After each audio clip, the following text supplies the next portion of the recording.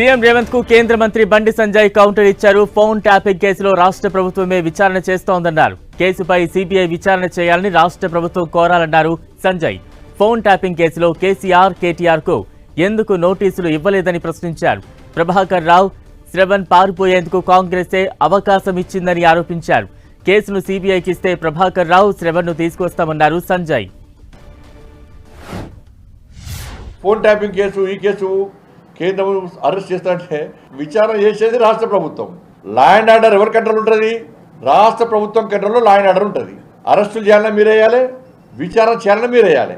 మీకు చేత అయితే లేదు, చేత అయినప్పుడు ఏం చేయాలి? సిబిఐకి ఇవ్వమని చెప్పి కోరాలి. సిబిఐకి ఇవ్వమని కోరితే మేము అరెస్ట్ చేస్తాం, మేము విచారణ చెప్తాం మీతో కానప్పుడు. అనేక కేసులు వేస్తామని మేము కోర్టులో. మరి చింతల రామచంద్ర రెడ్డి గారే ఫోన్ ట్యాపింగ్ కేసులో సిబిఐకి ఇవ్వాలని చెప్పి కోర్టులో పిటిషన్ ఇస్తే అడ్వకేట్ జనరల్ వ్యతిరేకిస్తున్నారు, ప్రభుత్వం వ్యతిరేకిస్తున్నారు సిబిఐకి ఇవ్వడానికి. ఫోన్ ట్యాపింగ్ కేసు అంటున్నారు. ఫోన్ ట్యాపింగ్ కేసు మీ ప్రభుత్వం వచ్చినాకనే ఫోన్ ట్యాపింగ్ కేసులో కేసు బుక్ చేసింది, వాళ్ళందరినీ అరెస్ట్ చేసింది. అరెస్ట్ చేసే సమయంలో వాళ్ళు స్టేట్మెంట్ ఇచ్చారు. ఏమని ఇచ్చారు?